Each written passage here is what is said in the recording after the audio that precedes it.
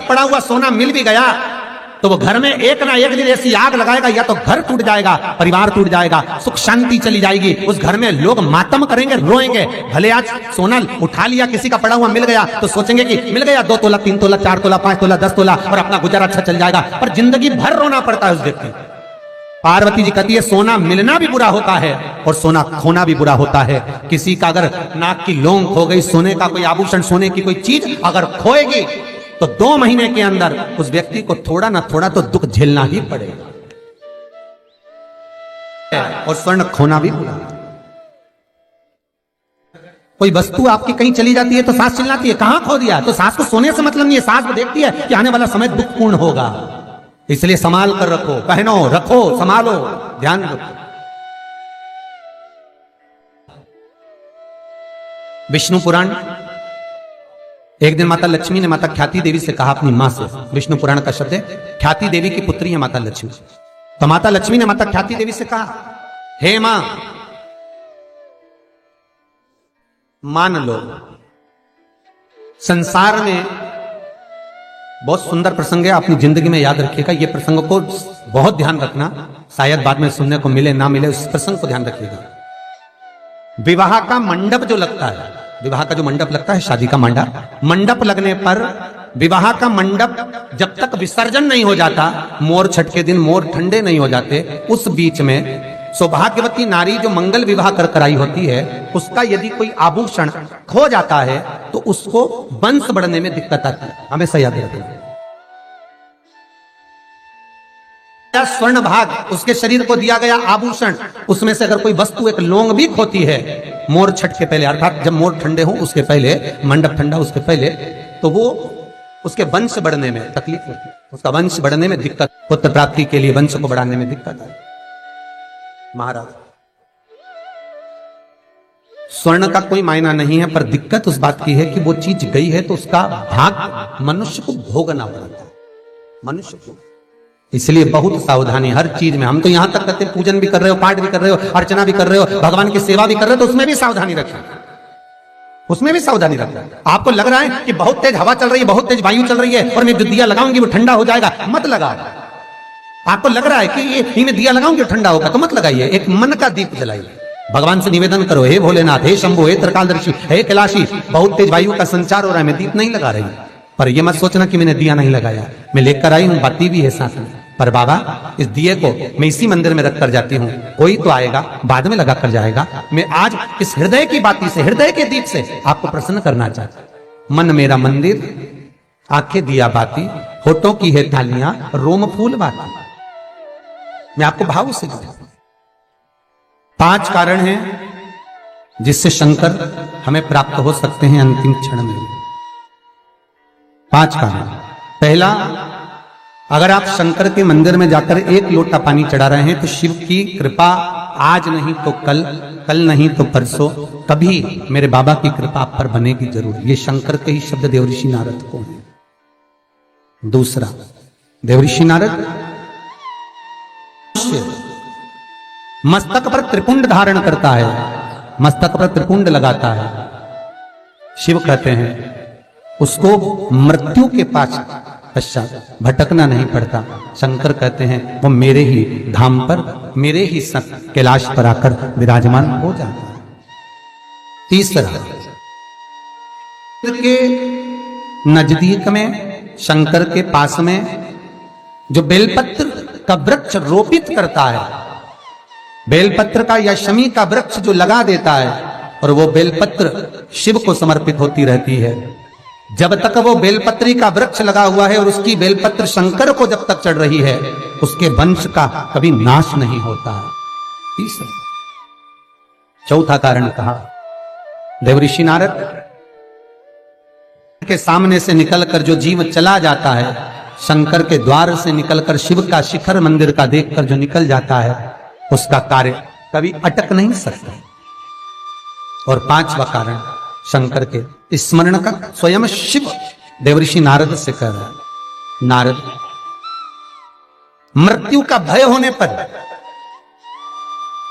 व्यक्ति जब मृत्यु के भय में पड़ जाता है, कोई बीमारी, कोई रोग, कोई कारण, कोई एक्सीडेंट, कोई कारण में जब मनुष्य फंस जाता है, तो शंकर कहते हैं नारद, उसके मुख से, उसके स्मरण से, उसके परिवार के स्मरण से एक बार भी अगर दिल से मेरा नाम निकलता है तो मैं उस रोग को, उस कष्ट को, उस दुख को अपना जानकर उस कष्ट से निवारण कर दूं।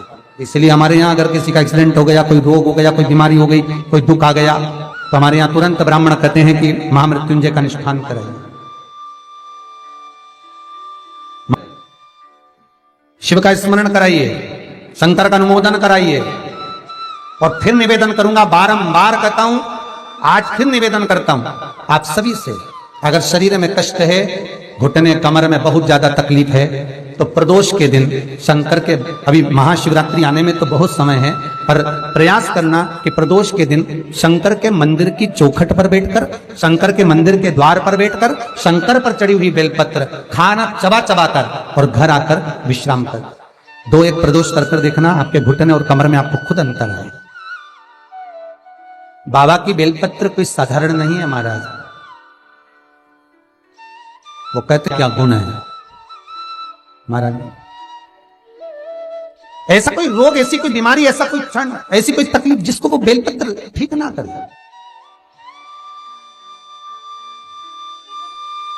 भगवान सुख का भान अपने आप करा देता। जब माता पार्वती जी के साथ में भगवान शंकर का हिमालय राज की नगरी में जब मंगल विवाह होता है, पार्वती मैया भगवान शंकर को पाने के लिए अपनी सखियों के साथ एक गुफा में प्रवेश कर शिवलिंग का पूजन करती है, जैसे हरतालिका तीज का पूजन माताएं करती हैं, पूजन करती हैं। शिव को पाने के लिए अथक प्रयास मां जब करती है, और शंकर जब माता पार्वती को मिलते हैं, जिस समय पर भगवान शिव और पार्वती की मंगल भावर चल रही होती है, तब माता पार्वती भगवान शिव से कुछ प्रश्न कर लेती है। हे भोलेनाथ, हे शंभु, हे त्रिकालदर्शी कैलाश, मेरे मन के कुछ संशय जिनको मैं भावर के समय पर मिटाना चाहता हूं, जिनको मैं इस भावर के समय पर आपसे श्रवण करना चाहता हूं, मेरे वो संशय आप मिटा दें। पार्वती, ऐसा कौन सा संशय है तुम्हारे भीतर जिसको आप सुनना चाहती हो? पार्वती जी कहती हैं, शिव, वो संशय केवल आप ही समाप्त कर सकते हो। और बाबा भोलेनाथ जी से माता पार्वती ने कुछ 3 संशय हैं जो माता पार्वती शंकर जी से कहती हैं। पहला संशय माता पार्वती का कि भोलेनाथ, संसार में जिस कन्या का वर के साथ में विवाह होता है, उस विवाह के समय पर वो वर और कन्या किस रूप में रहते हैं? शंकर जी कहते हैं, वो वर कन्या में मेरा ही प्रतिबिंब पाया जाता है। क्या कहते हैं कि दूल्हा जो बना है, दुल्हन जो बनी है, वो शंकर और पार्वती का ही प्रतिबिंब है। इसलिए उनसे कहा जाता है, तुम इतने दिन कोई काम ना करिए, आराम करिए, भगवत भजन धारण करिए, हल्दी लग गई है तो ये कार्य ना करिए, वो शिव का ही प्रतिबिंब है। दूसरा कारण कहा, जगत संसार में जब संपदा की कमी होती है, जगत संसार में जब लक्ष्मी की कमी होती है, जगत संसार में जब वैभव की कमी होती है, तब वो वैभव प्रदान करने वाला कौन है? शंकर कहते हैं, पार्वती। जिस समय पर वैभव और संपदा की कमी हो, पार्वती, संसार का मनुष्य यदि मेरे चरणों का स्मरण करता है, मेरे चरणों का स्मरण करता है, शंकर कहते हैं, मैं चोर को जो कुबेर बना सकता हूं, उस कुबेर को उसके घर पर भी भेज सकता हूं, बस मेरे चरणों का स्मरण करे। जब दुख हो, तकलीफ हो, कष्ट हो, वो स्मरण करे।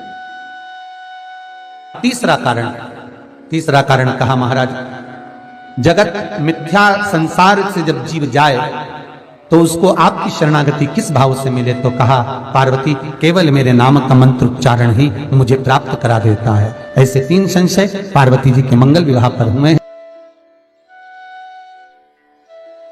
किडनी गड़बड़ हो गई, लीवर गड़बड़ हो गया, डायलिसिस चल रहा है, कुछ ना करो, पीपल के पेड़ के नीचे शिवलिंग का निर्माण करो, मिट्टी का। कहीं जलाशय हो, पानी भरा हुआ हो, कहीं कुआं हो, बावड़ी हो, उसके पास में सफेद दुर्वा लगती है। एक हरी दुर्वा होती है, एक सफेद दुर्वा होती है। सफेद दुर्वा को उखाड़ लो, पीपल के पेड़ के नीचे शिवलिंग का निर्माण करो, प्रदोष के दिन शाम के समय उसकी पूजन करो। सफेद दुर्वा शंकर भगवान पर समर्पित करो। वो दुर्वा जो चढ़ाई है, उसको पूजन करने के बाद उठा कर ले आओ। शिवलिंग का विसर्जन कहीं पर भी कुआं, बावड़ी, तालाब, नदी, जलाशय में कर दीजिए। वो जो दुर्वा लेकर आए हो, जिसका डायलिसिस चल रहा है, उस व्यक्ति को वो दुर्वा सुबह के समय 1 दुर्वा प्रतिदिन खिलाना चालू करो।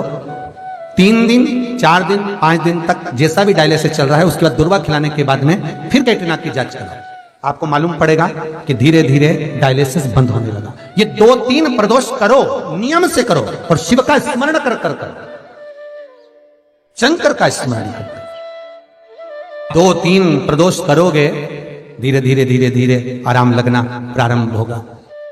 काला पीपल के राधा रमन जी के यहाँ कोई बच्चे का डायलिसिस हो रहा था।